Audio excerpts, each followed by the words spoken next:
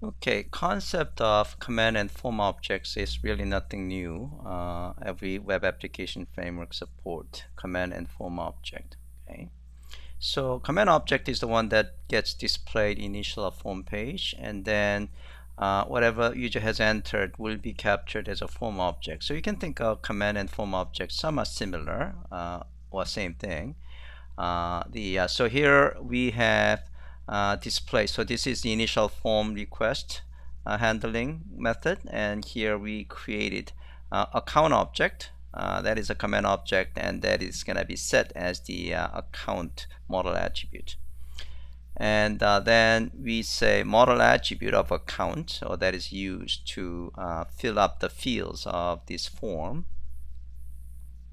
Form object is binding HTTP request parameters to bean properties with type conversion and validation. So whatever user has entered will be captured as a form object. So in this case, we capture in a form of account object. So whatever user has entered will be captured as the account object. And again, before that happens, it will perform data binding and the type conversion and validation. So if there are any problems, then this binding result object should have has errors, should return true. And then we can certainly take a look at each of those errors in detail. Okay, so that is the form and command object. Now let's talk about the concept of model attribute. So model attribute is basically, we have to talk about the concept of model attribute all along today. It's an attribute that you can add to a model object that can be accessed in JSP page. Okay. Now, you can use model attribute to create a model attribute kind of using a method. Okay, so that's basically what this is all about, instead of actually you creating and add an attribute, okay, to a model object. So let's see, there are kind of a couple of usage scenarios in controllers. Usage scenario number one is annotating a method for creating a model attributes. So this is one way, another way of creating a model attribute. So in this case, model attribute provides a reference data for the model. Right? Another usage is actually annotating a method parameter for accessing existing model attribute if it exists already, or create a model attribute if it doesn't exist. Okay. So let's take a look at each of these usage model in detail using code. So this is the usage model number one, in which you are creating a model attribute using this annotation, and you're using this annotation to a method. And basically the method is going to be invoked, and then it will create a model attribute. So if you say model attribute and name of the model attribute name, and then methods got executed, and the whatever object gets returned will be created as a model attribute. So this could be used to pre-populate the initial model with the specific attributes open-loaded from a database, and it could be then accessible in a view. Okay, so by now you could be quite confused. What the hell are you talking about, right? Okay, so let's see an example code. Okay, so this is an example where we are using model attribute annotation, and this is the name of the model attribute name. So model attribute is what? It's a key value pair, right?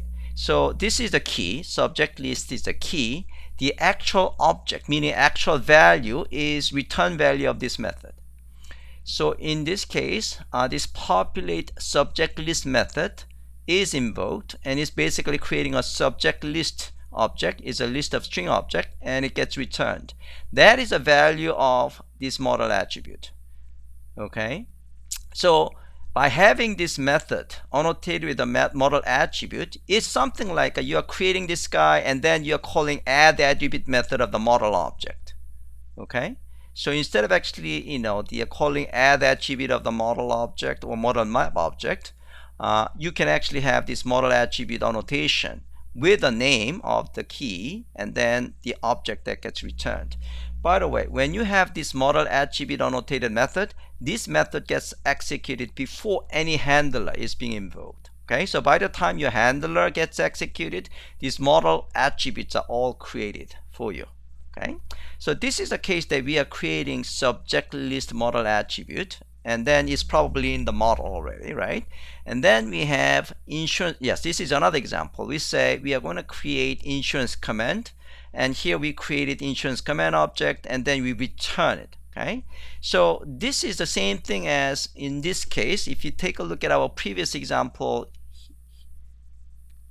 here, we created a count object and then we create model attribute, right? Like a count. So this method is the same thing in a sense of having a method that is annotated with the model attribute. So in this case, it's going to be new account, and this is probably account and account, and we return a count object, and this is going to be a count, right? Okay. So so having model attribute used on a method, you are basically creating model attribute with a name and the return value as a value. Does that make sense? So this is a bit cleaner code because I could use this model attribute in many parts of my application, right? Okay, so that is usage number one, meaning you are going to use a model attribute on a method to create a model attribute. Okay. Okay, so once you have done that, then you should be able to use that model attribute just like any other model attribute. So in this page, we can actually access subject list, and we have checkboxes, and that checkbox is gonna be actually using those model attribute, in this case subject list, which is the list of subject, and I should be able to actually specify each value of those: math, science, art, music, and sports. Does that make sense? Okay. So that's usage model one. Usage model number two is you can annotate a method argument. Okay, in that case, if the model attribute already exists, you can access it in your code, meaning in your method, right? For example, once a model attribute is created using usage number one, so suppose we have a subject list got created, subject list model attribute got created like this here, then I should be able to access that model attribute in my code by having an argument annotated with the model attribute. Okay, if model attribute does not exist, then it will be created for you. So let's see an example. So suppose I have a subject list model attribute already created, right, in the usage model one. Now in my another method, getView method, I can annotate model attribute like this, and I can actually access it as a subject to list. Okay, and then I can do whatever I want. So in this case, I'm just adding that attribute as a subject to list instead, subject list 2 instead of subject list. Or I can add another another subject to the list and all that stuff. Okay, so that is the usage model number 2. Okay, so let's do exercise 6. So we are jumping up exercise 6. This is kind of out of sequence, but that's what we're gonna do. Go to exercise 6. So run the form simple model attribute as a parameter. So let's see. So let's stop the existing server, and then so this is one model form simple model attribute and application.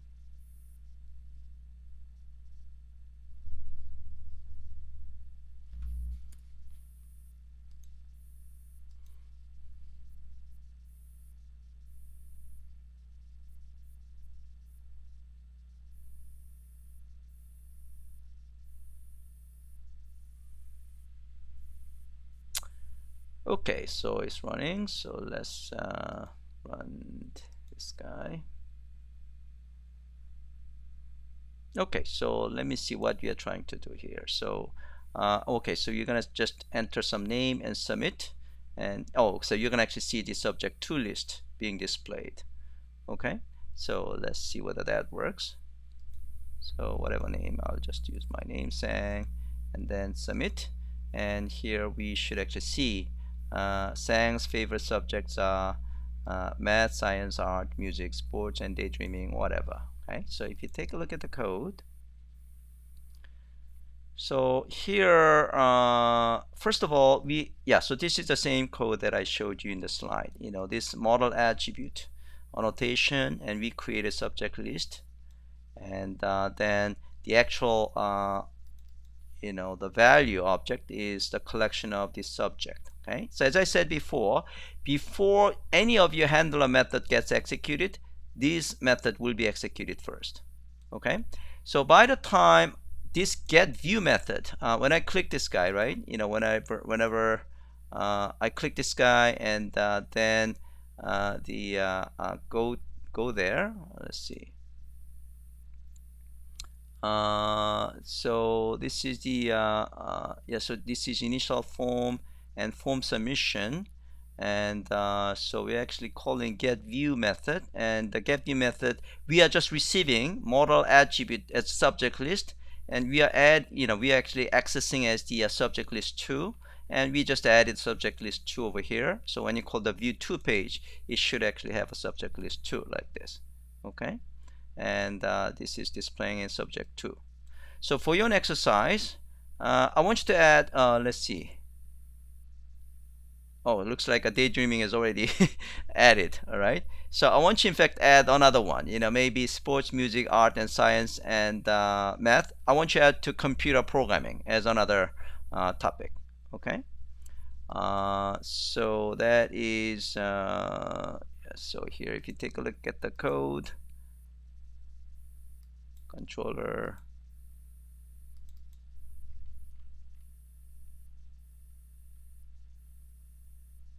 Oh, I don't have it. Okay, so maybe I was actually seeing daydreaming. Let's try again. Oh, daydreaming is still there. So what is the daydreaming is here? Oh, I actually added. Yeah. Oh, okay. So this is a case that I actually added. Yeah. So yeah, I kind of give you a solution already. So here I'm actually adding another subject to this guy. So I'm gonna actually ask you to add another one, computer programming, right here. Okay. And let's see. Yeah, that's a little bit too simple exercise.